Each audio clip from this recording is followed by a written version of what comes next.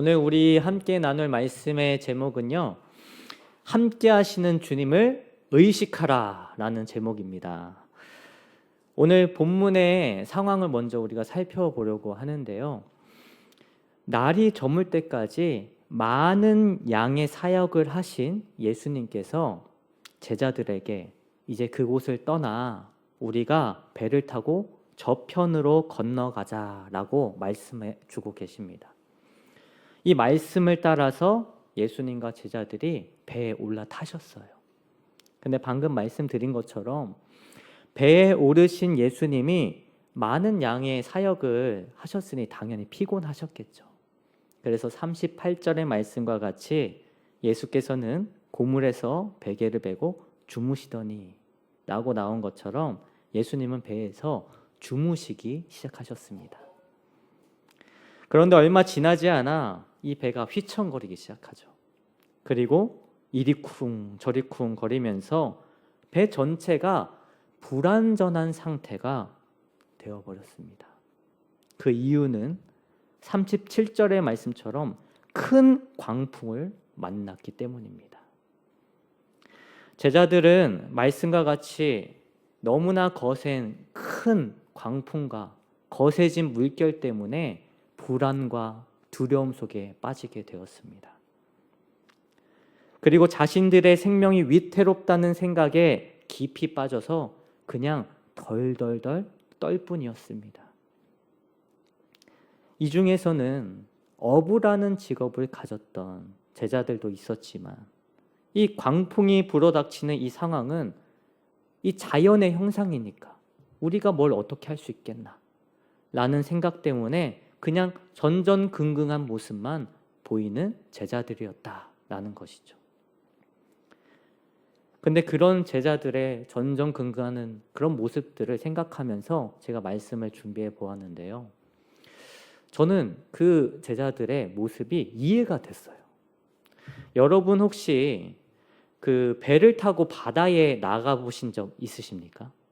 조금 큰 배가 아니라 안전한 배라기보다는 약간 물고기 잡는 배, 그런 배 타고 바다에 나가 보신 적 있으세요? 저는 있거든요. 저는 우연한 기회가 있어서 그런 배를 타고 바다에 잠시 나가 본 적이 있어요. 근데 제가 그 배를 타고 바다에 나갔는데 정말 얼마 지나지 않아서 바람이 너무 거세게 부는 거예요. 오늘 본문의 상황이 딱 이해가 될 정도로 거센 바람이 불기 시작하는 거예요. 바람이 불면 어떻게 돼요? 물결이 거세지잖아요. 정말 물결이 막 솟구쳐 오르는데요. 이 배의 뱃머리가 정말 올라갔다 내려갔다 하는데 너무 무서운 거예요.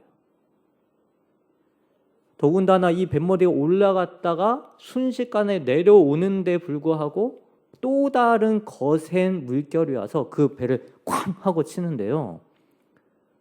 그 쾅 하고 그 배를 칠 때 제 온몸에 그 충격이 오더라고요. 저는 그때 이런 생각을 했어요. 아니, 내가 지금 보고 있는 이 바닷물이 물이 맞나? 라는 생각을 했어요. 무슨 배가 시멘트 바닥에 부딪히는 것 같은 그런 충격을 받았거든요. 아, 바다의 물이 이럴 수가 있구나. 이런 느낌, 이런 충격을 받을 수 있구나 하면서 제가 구명조끼를 입고 있었거든요. 그런데도 불안한 거예요. 너무 두려운 거예요. 그리고 생명이 걸린 상황이라고 생각이 들기 시작하니까 그냥 이 생각밖에 들지 않더라고요. 아, 무사히 돌아갔으면 좋겠다. 무사히 돌아갔으면 좋겠다. 이런 생각만 들었다라는 거예요. 제가 이런 경험이 있어서인지 오늘 본문의 제자들의 상황을 이해가 되기 시작하는 거예요. 그 당시 뭐 배가 뛰어난 기술력이 있었을까요? 뭐 안전한 장치가 있었을까요? 저처럼 구명조끼 입고 안전한 장치 입고 바다를 건너가는 게 아니잖아요. 제자들이 더 두려웠겠다라고 이해가 됐습니다. 충분히 인간적으로 그런 제자들의 행동이 이해가 됐어요. 그런데 그렇지만 그래도 이 제자들이 누구의 제자들이죠? 예수님의 제자들이잖아요.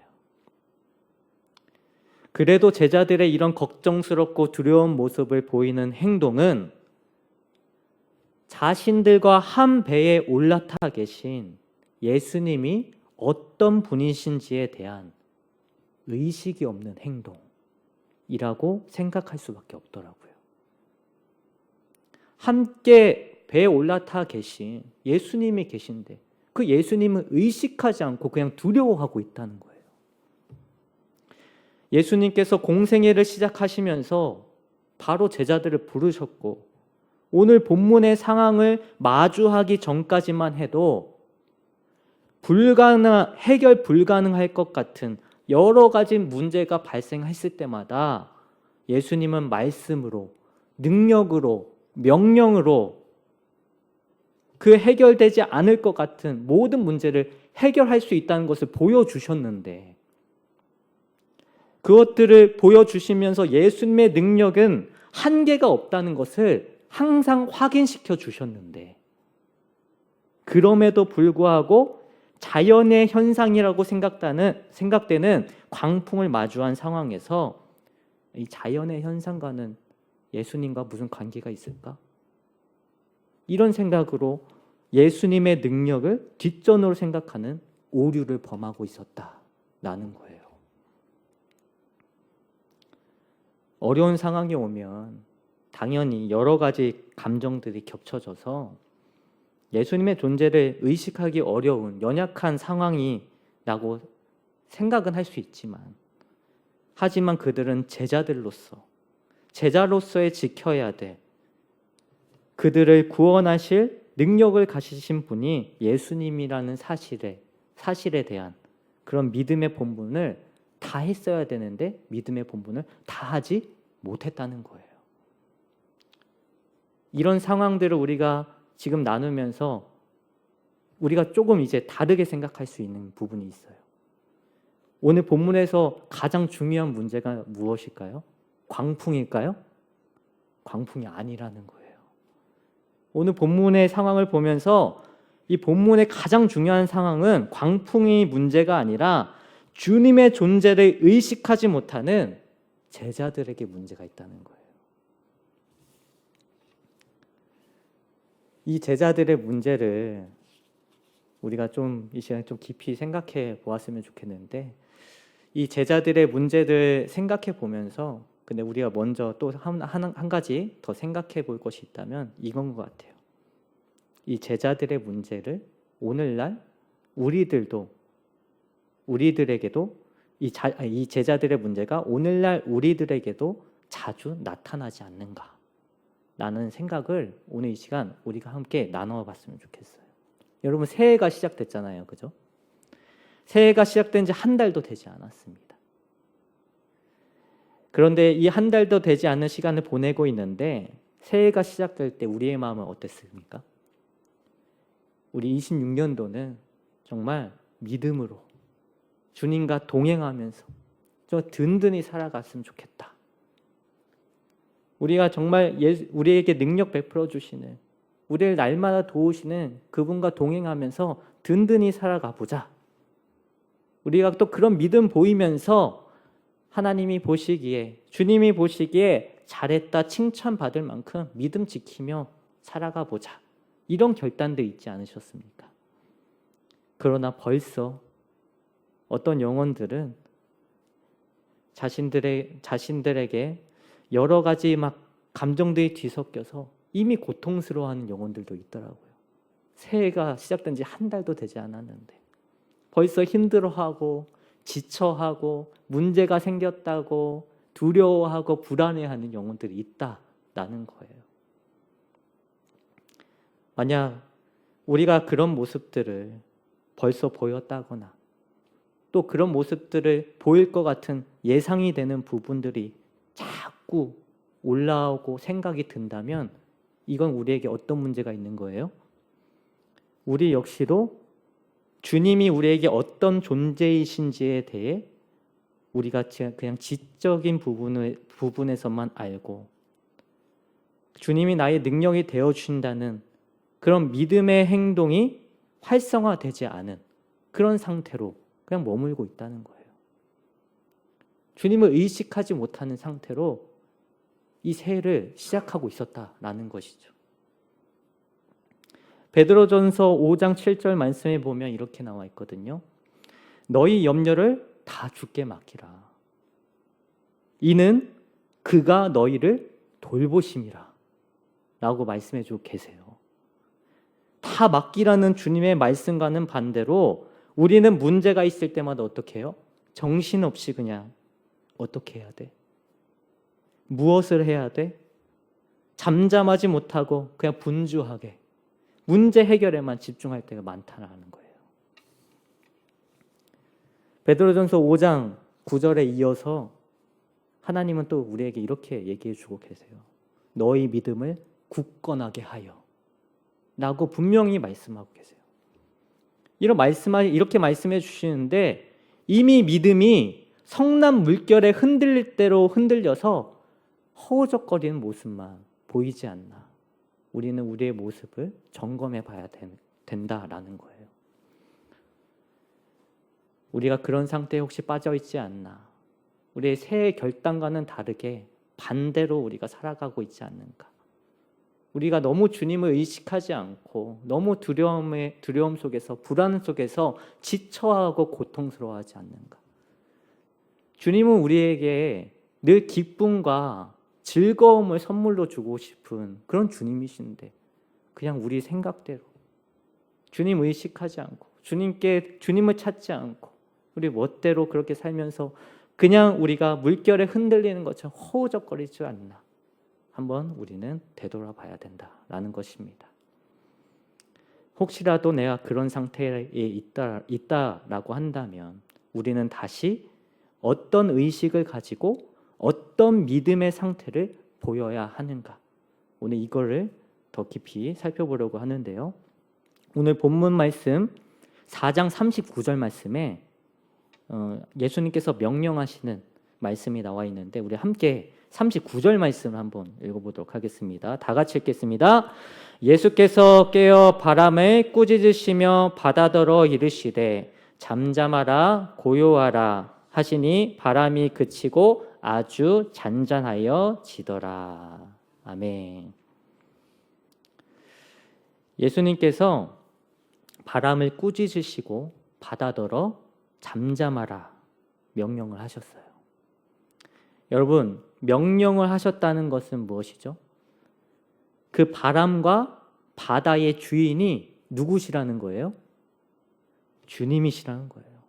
우리가 믿는 그 주님이 모든 것의 주인이 되어 주신다는 거예요. 자연의 현상이라고 생각되는 것까지도 그 모든 것의 주인이 되시는 주님 앞에서는 주님의 명령과 다스리심 속에서 주님이 원하시는 대로 움직일 수가 있다는 거예요. 그런 주님이신데 지금 제자들이 전능하신 그 주님을 상황 때문에 의식하지 못했다라는 것이죠. 여러분, 우리 주님은 온 세상의 주인이 되십니다. 온 만물의 주인이 되십니다. 그 주님이 다스리시면 그 어떤 것도 순종할 수밖에 없습니다. 그런 주님을 정말 믿으신다면 우리는 어떤 믿음을 보여야 돼요? 그 주님을 의식하면서 어떤 믿음 보여야 됩니까? 제자들이 주님을 정말 잘 인식하고 주님을 잘 의식하고 정말 제대로 된 믿음을 보였다면 아마 제자들은 이런 모습을 보였을 거예요. 광풍이 불던, 강풍 때문에 배가 3분의 1이 쪼개지던 박살이 나던 아무 상관없이 제자들은 소란스럽게 행동하지 않았을 거예요. 그저 잠잠히 주님의 일하심을 기다렸을 거예요. 주님을 제대로 의식하고 주님의 존재에 대한 믿음을 갖고 있었더라면 제자들은 잠잠했을 것입니다. 제자들에게 광풍을 피할 지혜는 없어도 광풍도 순종할 수밖에 없는 주님이 계시기 때문에 두려움에 잠깐 올라왔었더라도 금방 잠잠해지고 함께 하시는 주님을 의식하는 믿음을 보여내었을 것입니다. 주님을 제대로 의식하고 제대로 된 믿음을 가지면 잠잠한 상태가 돼요. 아무리 위기가 오더라도 평안해질 수 있다는 거예요. 우리가 믿는 주님이 그런 분이세요. 모든 것들을 다스리실 수 있는 전능하신 분이시라는 것을, 여러분, 그런 분이시라는 것을, 그런 존재시라는 것을 제대로 믿고 그분을 제대로 의지하고 위기의 순간이 올라오더라도, 그런 불안한 마음이 내 삶 가운데 막 올라올 것 같더라도 그분을 믿고 있으면 우리는 잠잠해질 수 있어요. 평안을 되찾을 수 있어요. 그분과 동행하시길 바랍니다. 정말 우리가 알고 있는 그 주님을 믿으신다면, 그분이 모든 것의 주인 되심을 믿으신다면, 그 주님을 항상 의식하고 주님이 모든 것을 다스리실 것이라는 것을 믿으신다면 잠잠히 그분의 일하심을 기다리고 바라보시는 여러분들의 믿음의 삶을, 그런 여러분들의 믿음만이 보여지는 그 삶을 주님께 보여드리면서, 그래, 너희들이 그런 믿음 갖고 있는 거 너무 잘했다. 너희들이 너무 착하고 순종되고 너무 착하고 잘했다 칭찬할 수밖에 없구나. 이런 칭찬 들을 때까지 정말 그런 주님 의지하시고 의식하시고 그런 믿음 가지고 한 발짝 한 발짝 불안이 올라오더라도 그렇게 주님과 동행하면서 든든하게 나아가시는 여러분들이 되어주셨으면 좋겠습니다. 우리가 이런 의식하는 삶, 그런 믿음 가지고 살아간다면 우리 26년도 한 해 어떨까요? 뭐가 두려울까요? 뭐가 불안할까요? 모든 것을 다스리실 수 있는 주님이 항상 나와 함께 하는데, 그 주님을 의식하며 산다는데 주님이 가만히 계시겠습니까? 주님이 도우시고 능력 베풀어 주실 거예요. 그 주님과 동행하면 두려워할 게 한 가지도 없을 것입니다. 그래서 여러분들에게 한 가지 가르쳐 드리고 싶은 건 무엇이냐면, 우리가 이 의식, 우리가 주님을 의식한다는 이 마음을 네 글자로 표현한다면 이렇게 표현할 수 있을 것 같아요. 신전의식. 신이 항상 내 앞에 있다는 의식. 전능하신 하나님이 항상 내 앞에 계시다는 신전의식을 가지고 살아가셨으면 좋겠어요. 이 네 글자를 딱 정리가 되죠. 그래서 이 신전의식을 가지고 우리가 뭐 큰 일이 있던 작은 일이 있던 잠잠히 하나님만 바라보면서 그분이 모든 것을 다스리셔서 늘 평안케 하시는 그 주님만 의지하면서 살아가면 된다는 거예요. 그리고 여기서 한 가지 더 추가로 말씀드리자면, 여러분, 우리는 본문에서 큰 광풍이라고 나오잖아요. 그죠? 큰이라는 글자 때문에 큰일인 줄 알아요. 이걸 너무, 이 큰 광풍을 너무 크게 확대해서 해석할 때가 많이 있어요. 근데 우리의 삶에서도 때로는 이거는 너무 큰일이야, 이런 일들이 있잖아요. 그죠? 요 정도는 뭐 작은 일이니까 괜찮아. 뭐 큰일, 작은 일을 구분하시는데, 제가 한 가지 또 말씀드리고 싶은 것은 주님 앞에서는 큰일, 작은 일은 없어요. 큰 문제, 작은 문제가 없어요. 그냥 문제는 문제예요. 주님 앞에서는 큰 문제, 작은 문제가 아니라 주님은 그냥 문제냐? 그럼 그 문제네. 그냥 문제라고 보신다는 거예요. 그러니까 주님 앞에서는 우리가 판단했을 때는 큰 문제지만, 주님 앞에서는 우리가 판단했을 때는 큰 문제지만 주님 앞에서 그냥 그 문제다. 근데 그 문제를 내가 다스릴 수 있다 라고 하신다는 거예요. 그러니까 여러분, 어떤 문제가 있든지 그냥 주님을 의식하고 주님께 맡겨드리세요. 주님, 신전의식, 내 앞에 계시는 주님, 그 주님께 우리의 모든 문제, 내가 생각했을 땐 크지만 그 모든 것들 그냥 문제로 바라보시는 그 주님, 그 주님께 맡겨드립니다 라고 생각하시면서 다 맡겨드리세요. 그렇게 맡겨드릴 때 하나님은 우리의 능력이 되시고 우리의 구원이 되셔서 그 모든 문제를 온전히 해결해 나아가시는 그런 모든 과정의 시간들을 우리가 경험할 수 있게 도와주실 것입니다. 시편 62편 1절에 이렇게 나와 있습니다. 나의 영혼이 잠잠히 하나님만 바라며 나의 구원이 그에게서 나오는도다. 그 어떤 것이 나의 생활과 신앙과 믿음을 방해하는 것이 있더라도 모든 생명의 근원이 되시고 주인이 되시는 주님만을 잠잠히 바라보며 믿음으로 세워진 참된 성도의 모습으로 살아가시는 신도림 중앙교회 모든 성도님들이 되어 주셨으면 좋겠습니다.